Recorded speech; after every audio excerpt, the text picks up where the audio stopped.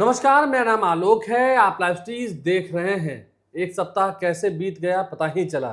आज बिहारी हफ्ता के इस नए एपिसोड में आपका बहुत स्वागत है।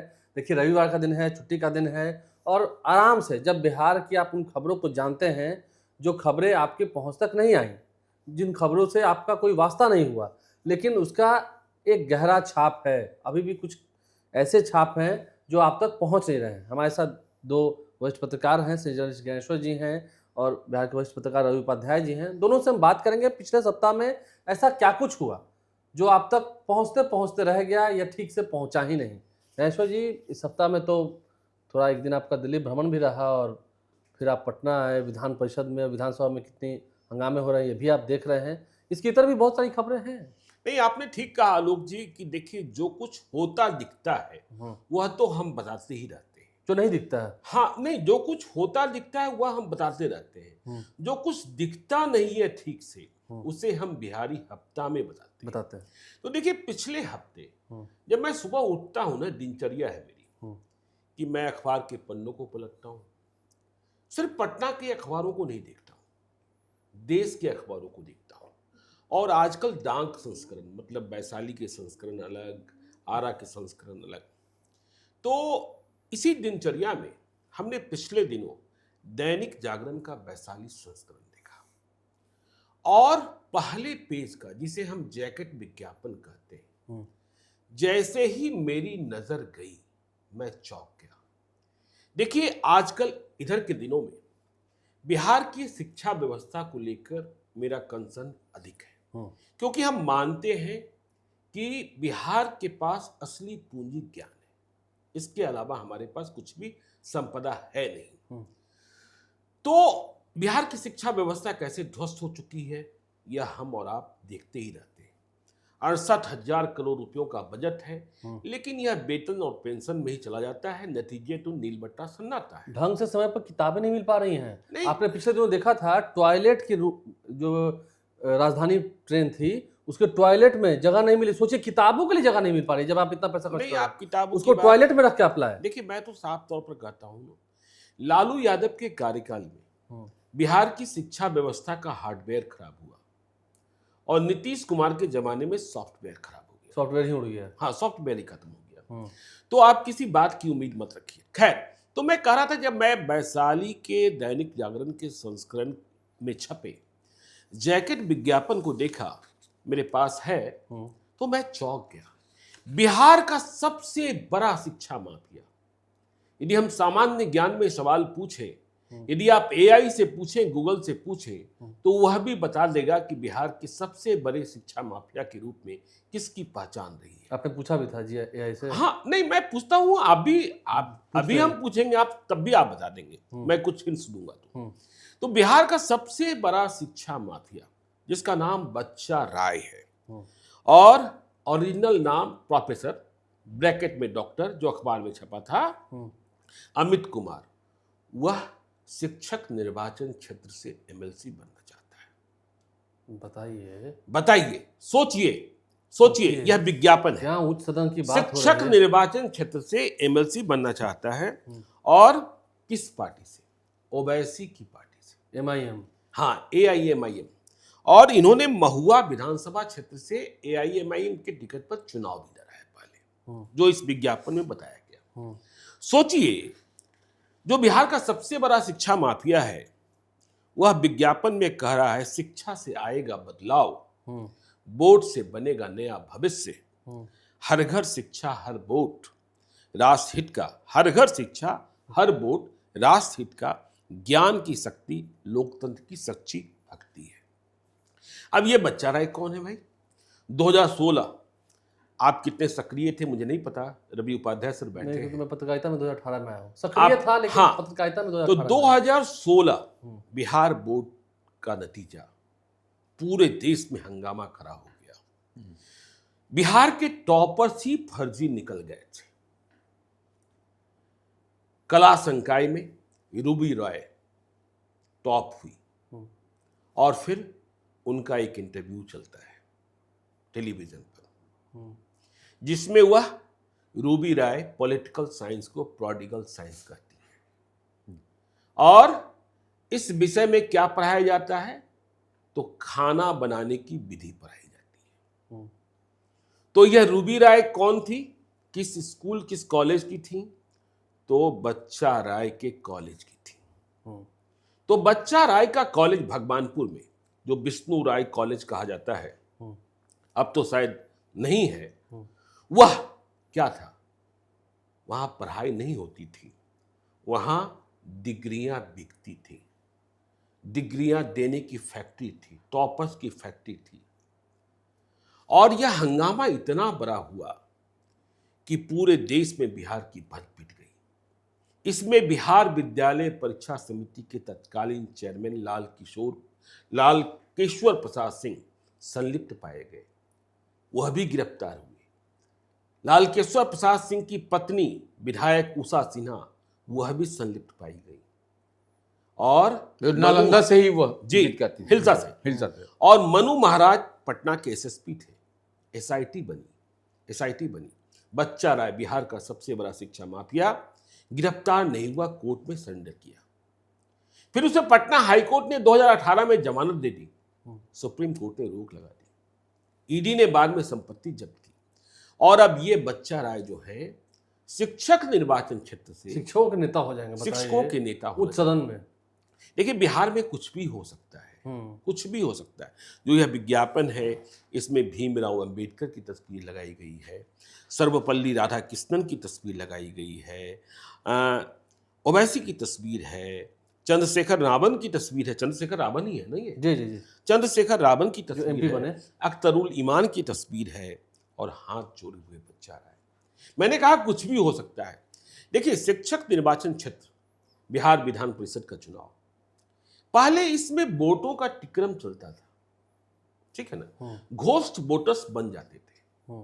लेकिन 2020 के चुनाव में हमने देखा पहली बार बीजेपी के ही एक उम्मीदवार ने इस बात का चलन पैदा किया कि वोट नोट से खरीदे गए, और वह चुनाव जीत भी गए। तो मुझे इस बात का डर लगता है। तो कहीं रहे जो आपने भी कहा टॉपर्स माफिया के बाद, जब पहाड़ और बालू वाले लोग जीत सकते हैं, गिट्टी और बालू वाले लोग उससे नहीं। देखिए, पहाड़ और बालू वाले, मैंने चले गए। हाँ, ठीक है। तो मैंने कहा कि नोट का चलन पैदा हो गया। तो अब सोचिए, यह कह रहे हैं, और अभी से तैयारी। तिरहुत शिक्षक निर्वाचन क्षेत्र के सभी सम्मानित शिक्षक मतदातागण एवं महुआ विधानसभा क्षेत्र की समस्त आवाम, साथ ही बिहार राज्य के छात्र छात्राएं व अभिभावकों को नववर्ष, महाशिवरात्रि, होली एवं रमजान की हार्दिक शुभकामनाएं। तो इस विज्ञापन के बाद हमने लाल डायरी के पन्ने पलटे हैं, और मुझे लगता है कि कभी विस्तार से खबरों के पीछे में या लाइव सिटीज के चैनल पर ही उस टॉपर्स घोटाले की पूरी कहानी फिर से सुना दें, ताकि बिहार के लोग समझ सकें बिहार कहां कहां बदनाम हुआ है। ज्ञानेश्वर जी, जो जैकेट खबर छपी है, जो प्रकाशित विज्ञापन, तो ये विज्ञापन का क्या रेट होगा जब जैकेट पेज का? नहीं, ये जिला में छपा है, लेकिन तब भी 1.5 लाख रुपए से कम नहीं होगा। 1.5 लाख रुपए से कम नहीं होगा। पूरे प्रदेश का होता तो 8 से 10 लाख रुपए की कीमत जा सकती है। लेकिन आप सोचिए ना कि सबसे बड़ा शिक्षा माफिया बिहार में शिक्षा की बात कर रहा है, जिसे पटना हाईकोर्ट ने जमानत दी, सुप्रीम कोर्ट ने रोक लगाई, ईडी ने संपत्तियां जब्त की आज भी, और उसके नाम के आगे प्रोफेसर और डॉक्टर लिखा है। देश का चर्चित वो कांड था जिस समय की आप घटना का जिक्र उसके बाद फिर आनंद किशोर आए, जिन्होंने एक पटरी पर लाके खड़ा किया। आनंद किशोर आए, डिजिटलाइजेशन की बात हुई, जो आंसर शीट्स होते थे उसमें जांच होने लगे और बारकोड लगाए गए, ठीक है ना। तो ये तो देखिए, मुझे लगा कि बिहारी हफ्ता में पहली खबर के रूप में कि शिक्षा माफिया शिक्षक का एमएलसी बन सकता है, इस बात की तैयारी शुरू हो गई है। और आजकल जब पैसा ही चलता है, जैकेट ऐड मिल जाए तो जाहिर सी बात पैसा ही चलता है, पैसा ही पहुंच जाएगा। बिल्कुल। तो ये भी एक बात है नहीं सर? बिल्कुल, पैसा पहुंचा, वोट मिला। अब तो देखिए, कई सारे उदाहरण हैं इसमें कि जो स्नातक का हो या आपको शिक्षक का हो, तो इस तरीके से आप जोड़ कर देखिएगा, वैसे ही लोगों का चलन और प्रचलन है जी। और ऐसे लोग ही जो गांधी ज्यादा इस्तेमाल करते हैं, गांधी जी का ज्यादा पूजा पाठ करते हैं, वही लोग जीत करके आते हैं। ज्ञानेश्वर जी, यह तो दिखाई पड़ रहा है। गांधी जी की प्रतियां लोगों को दी जाती हैं, बदले में वोट लिया। बिल्कुल, हाँ, ये तो अब देखिए, 1.5 लाख का है कि 2 लाख का है विज्ञापन, हम इस पर नहीं करेंगे, लेकिन आप इतनी बात तो मान लीजिए कि यह बता रहा है कि आप हैं धन पशु हैं। नहीं रवि सर, आपको और भी देखना होगा कि देखिए आजकल कैसे कैसे लोग विधानसभा विधान परिषद पहुंच जा रहे हैं। अभी आपने बिहार विधानसभा की बात की आलोक जी ने, आपने एक मंत्री को देखा, मंत्री जी एक्सपेंडिचर नहीं पढ़ पा रहे थे, नहीं बोल पा रहे थे, नहीं पढ़ पा रहे थे, नहीं बोल पा रहे थे। शायद उनके जो पदाधिकारी हैं उनको नहीं पता होगा कि उनके मंत्री जी को अंग्रेजी नहीं आती है। पीछे से कुछ सदस्य कह भी रहे थे चलिए एक्सपेंडिचर नहीं पढ़ पा रहे हैं, व्यय ही बोल दीजिए, व्यय ही बोल दीजिए, लेकिन वह भी चूंकि उन्हें एक्सपेंडिचर का अर्थ ही नहीं पता था। तो ऐसे ऐसे लोग मंत्री बन जाए। माननीय तो शपथ नहीं ले पाए, आपने देखा हाउस में, आपने देखा ही, आपने देखा। अच्छा, उनमें से भी एक माननीय जो है जो शपथ नहीं ले पाई है, महिला है, वो मंत्री बनने के ख्वाब देख रही है। नहीं, ऐसे तो बहुत लोग होते हैं। आपको याद होगा बीमा भारती जब शपथ ले रही थी, कितना बवाल है मंत्री जब नीतीश कुमार ने बनाया था। इसलिए हमने कहा ना कि हार्डवेयर तब खराब हुआ, सॉफ्टवेयर नीतीश कुमार के जमाने में खराब हो गया। अब कोई भी नतीजा आता है, आपको बिहार के बच्चे दिखते हैं क्या? जिन बिहार के बच्चों पर आप सीना फुलाते हैं, आप गर्व करते हैं, वह बच्चे बिहार में रहकर नहीं पढ़ रहे होते हैं। अभी आईआईटी जेईई मेंस, हाँ पैच है, अभी आईआईटी जेईई मेंस का नतीजा आया, फर्स्ट फेज का, का आया, फिर सेकंड एडवांस का आएगा। तो कहा गया कि शुभम कुमार बिहार का, गया का रहने वाला, 100% आई, लेकिन वह बिहार में रहकर नहीं पढ़ा, कोटा में पढ़ा। अच्छा, सिर्फ बिहारी मूल का है, बिहार में रहकर नहीं पढ़ा, बिहारी मूल का है, लेकिन सिर्फ पढ़ा। और सोचिए, देखिए हम सरकारी स्कूलों की बात नहीं करते, अब तो जो प्राइवेट इंस्टीट्यूशंस हैं उनके भी नतीजे खराब हो रहे हैं। और एक अखिलेश कुमार है जिन्होंने डीएसपी की नौकरी छोड़ दी और बाद में प्राध्यापक बन गए पटना विश्वविद्यालय में।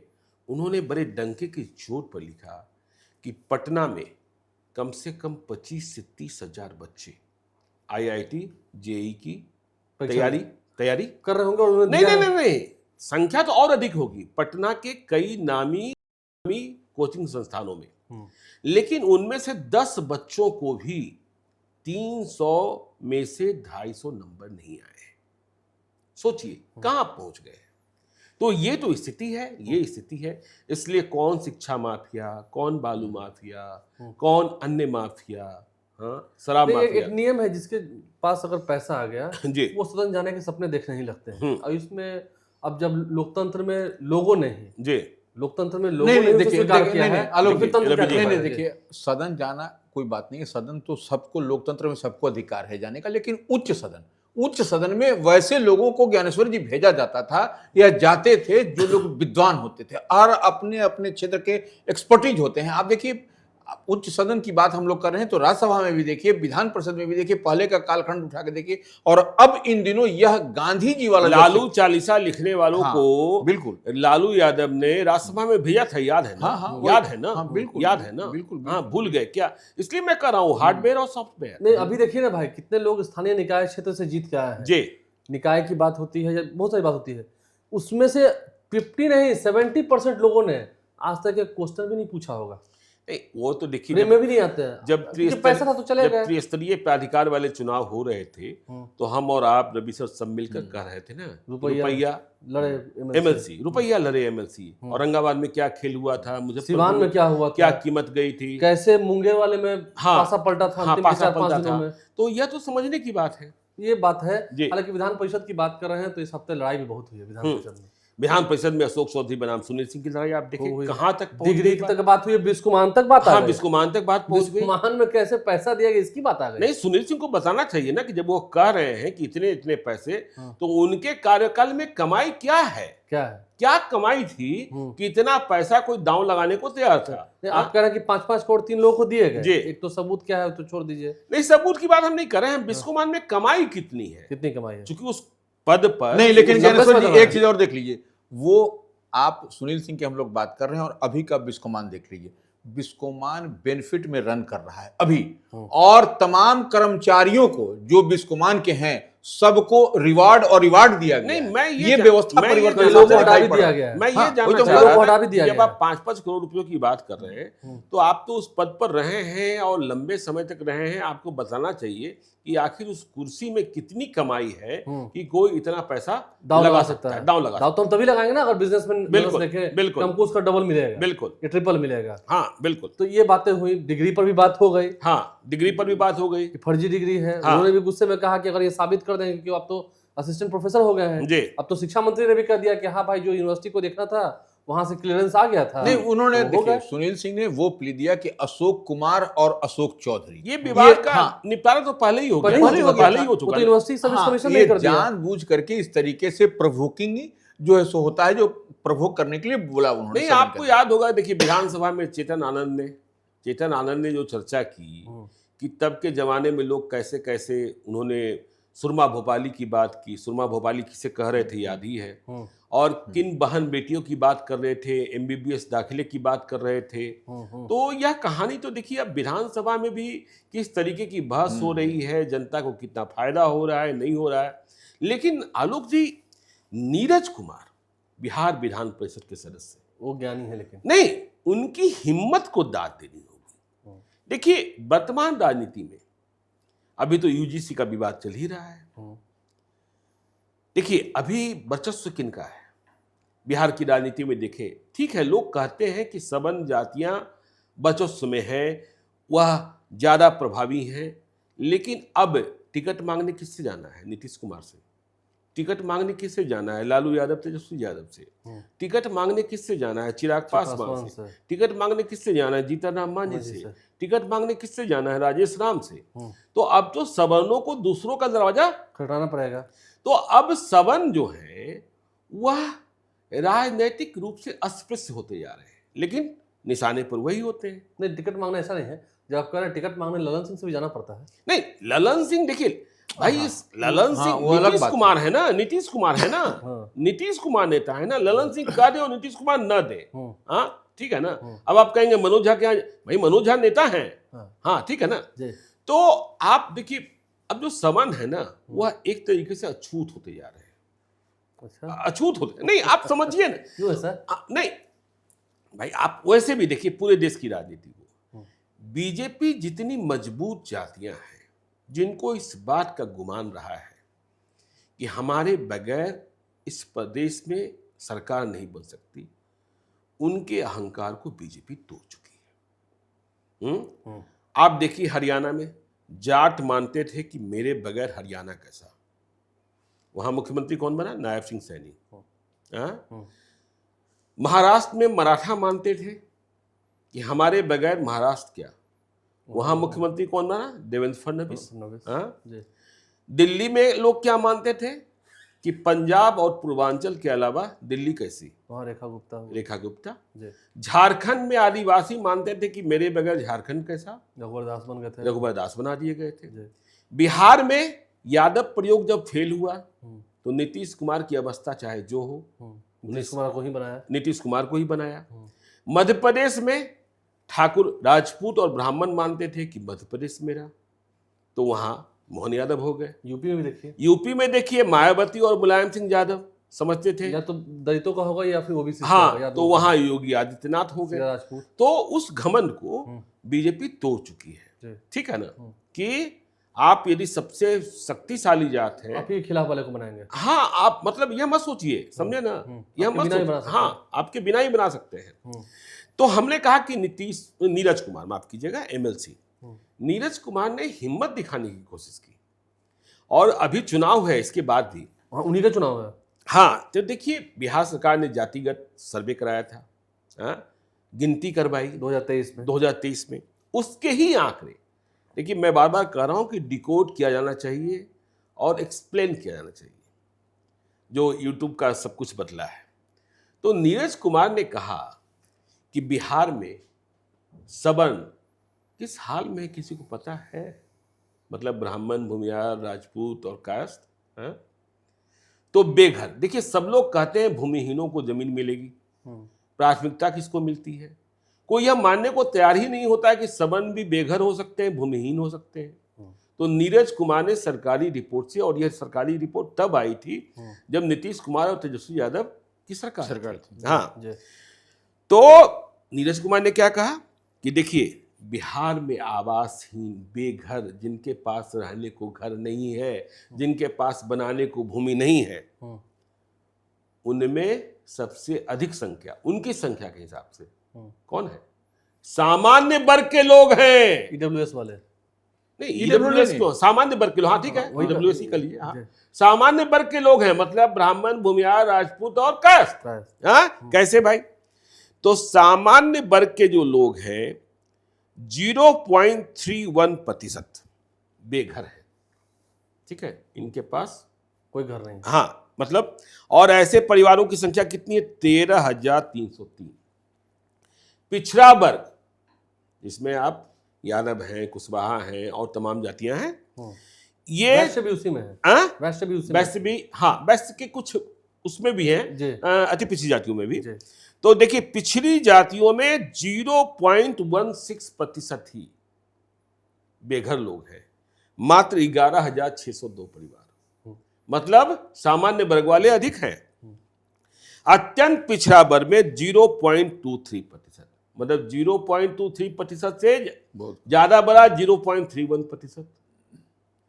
तो अब तो अछूत और गरीब सामान्य वर्ग के लोग होते जा रहे हैं। अनुसूचित जाति, देखिए, अनुसूचित जाति में भी 0.26% ही लोग बेघर हैं, और सामान्य वर्ग में 0.31, अनुसूचित जनजाति में 0.28%। तो देखिए, नीरज कुमार ने कहा कि जब आप प्लान करते हैं तो इनका भी ध्यान दीजिए। क्या नीतीश कुमार फैसला करेंगे कि गरीब ब्राह्मणों, भूमिहारों, राजपूतों, कायस्थों जो बेघर हैं, उन्हें भी रहने के लिए, उन्हें भी घर बनाने के लिए, हाँ भाई, आवास तो चाहिए। हाँ, आवास चाहिए। ठीक है, बीजेपी की सरकार है, प्रधानमंत्री आवास योजना के तहत उनको दीजिए। हाँ बिल्कुल। और देखिए, सामान्य वर्ग के 2,54,981 परिवार झोपड़ी में रहते हैं। सामान्य वर्ग के, सामान्य वर्ग के झोपड़ी में रहते हैं। झोपड़ी में रहते हैं। जमीन भी संभवतः 8,35,971 लोग खपरैल और 3 वाले क्षेत्र में रहते हैं। है ना बड़ी बात? जी, ये भी एक देखने वाली बात है। ये आंकड़े चौंकाने वाले हैं, लेकिन परसेंटेज पर अगर जाएंगे तो परसेंटेज आप ये भी उलट, अगर हम उलट के जस्ट रिवर्स कहें तो ये भी कह सकते हैं कि फिर इनकी संख्या, आपने संख्या बताई, तो एक कह सकते हैं कि 10 लाख में 8% और उनका 1 करोड़ में 2%। फिर तो बात वही है। नहीं भाई, बात तो वही, आप प्रतिशत में गिने तो फिर प्रतिशत की बात तो करनी होगी ना भाई। आप, हमने क्या कहा, आप उनको अछूत मान लेते हैं, आप उनको अत्याचारी मान लेते हैं। प्रोग्राम बना रहा है वो SC ST और OBC से बना रहा है। हाँ हाँ, उसमें इनको भाई SC ST के साथ तो अब UGC में OBC को भी शामिल कर लिया गया कि अभी सुप्रीम कोर्ट ने रोका है। नहीं, ठीक है, सुप्रीम कोर्ट ने रोका है, लेकिन कैसा बवाल हुआ अभी आपने देखा ही, कल ही 2 दिन पहले बवाल हुआ।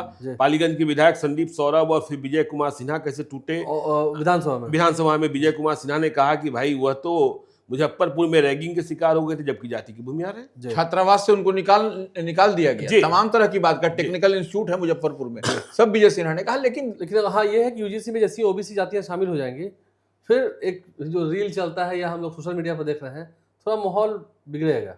नहीं, आप सोचिए ना, देखिए, आप किसी को, कानून तो सबके लिए एक होना चाहिए ना। और फिर आप कह रहे हैं कि भाई ऐसा है कि SC ST OBC यदि गलत कंप्लेन करेंगे, फर्जी कंप्लेन करेंगे, तब भी उनके खिलाफ कार्रवाई नहीं होगी। ये कौन सा मसला? तो आप किसी का नॉमिनेशन है, उसके खिलाफ कंप्लेन कर दीजिएगा। ये कौन सा मसला हो गया? ये कौन सा मसला हो गया? वही SC ST जो अत्याचार निवारण कानून है उसी के तहत उसमें OBC को शामिल कर लिया ना। हाँ, उसमें OBC को, वही उसी तरीके का ये भी एक है जो UGC वाला जो मसला है, जो नया जो एक्ट बनाने की बात है, जिस पर अभी सुप्रीम कोर्ट ने रोक लगा रखी है। और कुछ भी बात हो, आप कर रही ब्राह्मणवाद निशाने तो ब्राह्मणवाद है। आलोक मेहता ने भी कहा। हाँ, आलोक मेहता ने भी कहा। सदन में हम देख रहे थे, सदन की जब हम बात कर रहे हैं, सदन में विधायकों की संख्या तो 243 ही है जी, 243 उनकी संख्या है। और विधायकों के आधार पर ही अभी बिहार में एक और मुद्दा गरमाया हुआ है, राज्यसभा भी चयन, राज्यसभा का चुनाव। 5 सीटें हैं, जिसमें उपेंद्र कुशवाहा का भी देखना होगा रिन्यूअल होता है कि नहीं। इसके अलावा AD सिंह हैं। अच्छा, बड़े मजेदार बात रवि सर कह रहे थे शाम में, हम ऑफ द रिकॉर्ड, कि एडी सिंह जरूरी है कि आरजेडी से ही रिन्यूअल होंगे, जेडीयू से नहीं आ सकते हैं। नहीं देखिए, बोल रहे थे। हाँ, अब ये बातें तो ठीक है। देखिए ऑफ कैमरा, हरिवंश जी का क्या होता है, उपसभापति हैं, रामनाथ ठाकुर केंद्रीय मंत्री हैं जी, इन सभी का है, प्रेम गुप्ता है, प्रेम गुप्ता है, हाँ प्रेम गुप्ता तो है। 2 आरजेडी से 2 जेडीयू से हमने बता ही दिया। नहीं, 2 आरजेडी खत्म हो जाएंगे, खत्म हो रहे हैं, कार्यकाल खत्म हो जाएगा। 2 जेडीयू वाले। देखिए अब हरिवंश और रामनाथ ठाकुर, हमने कहा हरिवंश जी के बारे में क्या फैसला, जेडीयू से संभावना कम लग रही है, लेकिन नीतीश कुमार के बारे में कुछ भी नहीं, पिछले दिनों सीएम हाउस में मुलाकात तो हुई थी हरिवंश जी की। हाँ देखिए, नीतीश कुमार के बारे में, नीतीश कुमार कब किस मूड में रहते हैं और कब किसकी बात सुनते हैं, क्योंकि आप इनर सर्किल में जान रहे हैं। अब वो आयरन ग्रिड नहीं है जो अपने से सब कुछ चलाए। हाँ, जो अपने को अपने से सब कुछ। कहानी सुनाई भी थी, नीतीश कुमार को शाम के समय जब खाना खाते थे और उनको तब तक चैन नहीं आती थी। नहीं, रवि सर को याद है ना कि उपेंद्र कुशवाहा ने इस्तीफा दिया जब वो जेडीयू से अलग हुए। यह बात राजनीतिक रूप से सही थी कि किसी कुशवाहा को ही भेजा जाना था, लेकिन कैसे उन्होंने डॉक्टर साहब को भेज दिया, डॉक्टर साहब को भेज दिया, जिस पर तमाम जेडीयू के बड़े नेता ललन सिंह भी नाराज हो गए थे। अगले दिन कुशवाहा नेताओं की बैठक हो गई थी, संभालना बड़ा मुश्किल हो रहा था। फिर मौका मिला तो भगवान सिंह कुशवाहा को बनाया गया। अब भगवान सिंह कुशवाहा जीते हुए विधायक हैं। तो राज्यसभा चुनाव में तो देखिए रवि सर विस्तार से बताएंगे कि तेजस्वी यादव की परीक्षा होनी है कि वो छठा उम्मीदवार देते हैं कि नहीं देते हैं। यदि छठा उम्मीदवार देने की हिम्मत नहीं करते तो चुनाव ही नहीं होगा। सक्रियता की बात होती है। परसों ही मेरी, आप तो अपनी बात रखेंगे, परसों मेरी बात हो रही थी उनके सचेतक हैं रणविजय साहू से। उन्होंने कहा कि हाँ, हम उम्मीदवार दे रहे हैं और बस नेता सदन में आ ही रहे हैं। रणविजय साहू जी को कुछ पता रहता है क्या? ठीक है, सचेतक है, हाँ, सुनिए क्या? तो हाँ, क्रेडिबिलिटी क्या होती है। उन्होंने कहा कि बस थोड़ी देर में नेता आने वाले हैं। हम थे विधानसभा में, बाइट के बाद बोले बस नेता आने वाले हैं, देखिएगा अभी कैसा हंगामा होगा। नेता आए भी, नेता चले भी गए। उसी दिन गृह विभाग का बजट था। सोचिए, विपक्ष नेता गृह विभाग के बजट पर भी अगर टोका टोकी ना करे, कुछ संवाद ना करे, कुछ, ठीक है, हम गलत हो सही हो, बात तो रखनी होती है। सामने सम्राट चौधरी थे, गृह मंत्री थे, ठीक है, आप कह दिए कि वो गलत है, तो बात बेझिझक होगी ही। आप तो उस बजट में थे ही नहीं। नहीं, अब विपक्ष की सक्रियता पर रवि सर नहीं, तो लिस्ट भी तेजस्वी यादव का जारी हुआ था बीते दिन। वो जो क्राइम का जो सूची जारी करते हैं वो एक अलग बात है। लेकिन जब हम लोग राज्यसभा में बात कर रहे हैं तो ज्ञानेश्वर जी, आपको बीते दिन तेजस्वी यादव लंबे समय के बाद सदन आए जी, यह एक बड़ी बात। चोटिल अवस्था में ठीक है अब, लेकिन ठीक है। लेकिन उसके बाद वो उनसे जब इस संदर्भ में पत्रकारों ने पूछा तो बोला कि समय आएगा तो बताएंगे। और देखिए, सबसे बड़ी बात है, और उसी दिन आपको अख्तरुल इमान जो सदर हैं AIMIM ओवैसी, बैरिस्टर ओवैसी की पार्टी के बिहार के, उन्होंने कह दिया हम ही क्यों सेक्रीफाइस करें, वो क्यों नहीं सेक्रीफाइस करें, हम उम्मीदवार देते हैं, हम सपोर्ट करें, हम जो है सो माने हमेशा हम ही लोग सेक्रीफाइस। तो ये देखिए, अब तो दो तरफा बात हो गई। और हम लोग कहीं ना कहीं उसको डिकोड कर रहे थे कि IP गुप्ता जो महागठबंधन के पार्ट एंड पार्सल हैं, एकमात्र MLA हैं, वह अहमदाबाद गए थे, हैदराबाद गए थे और ओवैसी के साथ मंच उन्होंने शेयर किया था। तो हम लोगों को लगा था कि वह निश्चित रूप से वहां गए हैं तो भजन कीर्तन करने नहीं गए होंगे, इस सब मसले मिसाइल पर बात करने गए होंगे। लेकिन उन्होंने एक बात और भी IP गुप्ता ने उसी मंच से कहा था हैदराबाद में कि देखिए, ओवैसी बिहार की जरूरत है। यह बात एकदम ऑन रिकॉर्ड है ये। तो अब हम लोगों को लग रहा था कि अब साथ में ये लोग आएंगे और निश्चित रूप से यह छठा उम्मीदवार आपको महागठबंधन से होगा, तब जो है सो ये देखने में मजा आएगा चुनाव का, जो राज्यसभा चुनाव का। लेकिन एक बात हम लोग कई दफा ऑफ द रिकॉर्ड भी बात कर चुके हैं, नीतीश कुमार इस मन मिजाज के नहीं है कि छठा उम्मीदवार राज्यसभा में कंटेस्ट हो। ये हम लोग को लगता है। तो ऐसी स्थिति परिस्थिति में इन लोग में आपस में ही डिवीजन है। और देखिए, कांग्रेस के 6 MLA हैं, उसमें थोड़ा सा हम नाम नहीं बताएंगे, उसमें 2 MLA हैं जो JDU से गए हैं वहां। तो ये वो लोगों का क्या होगा। लेकिन हमको लगता है रवि साहब कि आपने ठीक कहा कि नीतीश कुमार चुनाव के मूड में नहीं होते हैं। नीतीश कुमार यदि होते तो शायद 5वीं सीट विपक्ष को मिल भी जाती। लेकिन अब ड्राइविंग सीट पर बीजेपी है, अमित शाह है, बिल्कुल, वह एक सीट भी छोड़ना नहीं चाहते, नहीं छोड़ेंगे। और कांग्रेस की जो विधायक हैं वह बहुत ही कमजोर करी हैं, अभी तक विधायक नेता नहीं चुने। हाँ, और बसपा के विधायक सतीश यादव और पिंटू यादव, वह तो बीच में है, वह बीच में है। और सिर्फ 3 की ही कमी है ना, 202 तो है ही, 3 की ही कमी है, और इस कमी को वो आसानी से पूरा कर सकते हैं। और देखिए, समस्या यह भी है कि ओवैसी का उम्मीदवार शायद मंजूर ना हो, लेकिन इनका उम्मीदवार भी मंजूर हो जाए। अब देखना यह होगा कि जो 5वां उम्मीदवार एनडीए का आने वाला है, चिराग पासवान कह चुके हैं कि मेरी मां को सक्रिय राजनीति में नहीं आना है, बिल्कुल राज्यसभा का चुनाव नहीं लड़ना है, तो 5वां उम्मीदवार क्या मुसलमान होता है? हाँ, वही देखिए, यही बात हम लोग बार बार कह रहे हैं कि अगर 5वां उम्मीदवार और वह भी चिराग पासवान से कमिटमेंट भी है कि राज्यसभा एक उनको देना है, तो ऐसी स्थिति परिस्थिति में 5वां उम्मीदवार अगर यदि लोक जनशक्ति पार्टी रामविलास की ओर से मुस्लिम चेहरा आता है, तब तो आपको ये, अगर ओवैसी बैकफायर करते हैं, नहीं आते हैं, तो फिर उन पर भी एक बड़ा जो है सो नाम आएगा कि देखिए मुस्लिम उम्मीदवार बनाया, फिर भी ओवैसी जो तो है। क्या आप मान लिए कि उपेंद्र कुशवाहा का रिन्यूअल नहीं हो रहा है? देखिए, जो स्थिति परिस्थिति, और उपेंद्र कुशवाहा ने प्रेस कॉन्फ्रेंस में बीते दिन कहा भी, वो अपने पार्टी के विस्तार की बात कर रहे थे, सदस्यता अभियान, स्थापना दिवस सब मना रहे थे, तो वो उस क्रम में उनसे जब पत्रकारों ने पूछा तो उन्होंने कहा भी कि यह शीर्ष नेतृत्व को, माने गठबंधन को तय करना है। तो अब क्या आप समझ, तो चिराग ने भी कहा, यह जरूर कहा कि मेरी मां नहीं जाएंगी, लेकिन यह कहा कि नहीं, लोजपा जो दावेदारी छोड़ रही है। तो देखिए, संख्या बल भी दिखाई पड़ता है, उनके पास में 19 है ऑलरेडी, और वो एनडीए के मजबूत पार्ट एंड पार्सल हैं। और उपेंद्र कुशवाहा के पास तो भी देखिए 4 एमएलए हैं, में से एक तो हमेशा एब्सेंट ही रहते हैं। कभी कभी मुझे तो लगता है ना कि बीजेपी ही किसी न किसी थैली शाह को दे दे, या जेडीयू ही। निश्चित रूप से आप याद कीजिए, हरियाणा के चुनाव में इंडिया न्यूज के मालिक के बेटे कार्तिकेय शर्मा को बीजेपी की मदद से ही निर्दलीय उम्मीदवार के तौर पर चुनाव जितवा दिया गया। ठीक, ऐसा ही खेल उत्तर प्रदेश में हुआ, तो यह खेल हो सकता है निश्चित रूप से। देखिए ज्ञानेश्वर जी, एक बात और है, अब आप बात बोलिए तो हम नाम नहीं बोलेंगे, जिसको हम लोग स्टिल अभी तक रखेंगे। देखिए, एक तो बात चली आ रही थी कि भारतीय जनता पार्टी एक उम्मीदवार तय है उनका, हम लोग मान रहे थे, सब लोग मान रहे थे, मीडिया चला भी रही थी, लेकिन हम जो देख और समझ पा रहे हैं वह नहीं जाएंगे। भारतीय जनता पार्टी में एक बड़े चेहरे हैं, बड़े ओहदे पर हैं, भारतीय जनता पार्टी के राष्ट्रीय स्तर पर हैं, उनको, और उसी समाज से हैं जिनकी जात की हम लोग चर्चा करते हैं, समाज की चर्चा करते हैं, वही जो है सो उनके नाम की भी चर्चा है, हो सकता है। लेकिन अब कहिए कि अब आला कमान को, भारतीय जनता पार्टी के आला कमान को तय करना, किसमें कहां दिक्कत है, सो बताइए। हाँ बिल्कुल, लेकिन दिल्ली में अभी चर्चा शुरू नहीं हुई है। लेकिन अध्यक्ष विधायक ही रहना चाहते हैं। नहीं, अध्यक्ष तो विधायक ही रहना चाहते हैं, क्योंकि देखिए पिछले दिनों भी बात याद कीजिए, नितिन गडकरी, नितिन गडकरी लंबे समय तक रहे, अमित शाह लंबे समय तक रहे, हाँ, तो अध्यक्ष विधायक ही रहना चाहते हैं। और वह 2029 में आप मान लीजिए रविशंकर प्रसाद का रिटायरमेंट तय है, और पटना साहिब से वह लोकसभा चुनाव लड़ेंगे, इस बात की संभावना। जो नेचर है, नितिन नवीन कैसे बात करेंगे, पिछले दिनों सबसे मुलाकात हुई थी जी, नेचर वही है। नहीं ठीक है, नेचर देखिए, दिल्ली है ना, दिल्ली में अभी पहुंचे हैं, हाँ, दिल्ली में रमने में और दिल्ली में जगह बनाने में थोड़ा वक्त लगता है, ठीक है ना। लेकिन तो होता ना कि जब खुदा जब हुस्न देता है, नजाकत आ ही जाती है। नहीं ठीक है, ठीक है, नजाकत आ जाएगी, आ जाएगी, आ जाएगी नजाकत। और नजाकत आना भी, देखिए जब कोई आदमी बहुत बड़ा हो जाता है ना, तो आप उससे मिलिए भी उस बड़े आदमी की तरह। यदि आप सोचेंगे कि आप पुराने दिनों की तरह मिल लें, अब आपके साथ पढ़ने वाला कोई व्यक्ति किसी हाई कोर्ट में जस्टिस हो जाए, सुप्रीम कोर्ट में जज हो जाए, और उसे आप किसी पार्टी में वैसे ही पेश आएंगे जैसे बचपन में आते थे या कॉलेज के दिनों में आते थे, तो संबंध आपके अच्छे नहीं बने रहेंगे, और संभव भी नहीं है जी।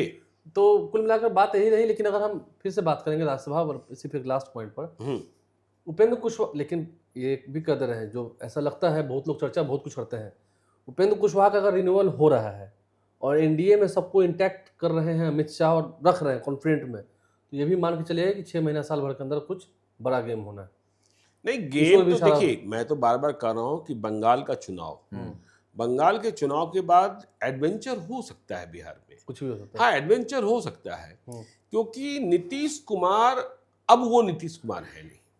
सदन वाला वीडियो आपने देखा कि नहीं देखा? नहीं, सब लोग देखते हैं, रोज देखते हैं। वो जो उलट दिया था, नहीं, सब लोग देखते हैं, रोज देखते हैं। और बिहार के लोग थोड़ा बोलने में संकोच करते हैं, दिल्ली वाले तो खुले तौर पर बोलते हैं। आपने कहा मैं दिल्ली में था, मैं एक पार्टी में गया हुआ था, चेम्सफोर्ड क्लब में। हमारे मुख्यमंत्री को लेकर जो लोगों के बीच अवधारणा बन रही है वह ठीक नहीं है, वह ठीक नहीं है जी। बस पिछले दिनों सुप्रीम कोर्ट ने जो कहा, इस पर भी थोड़ा चर्चा करते हैं।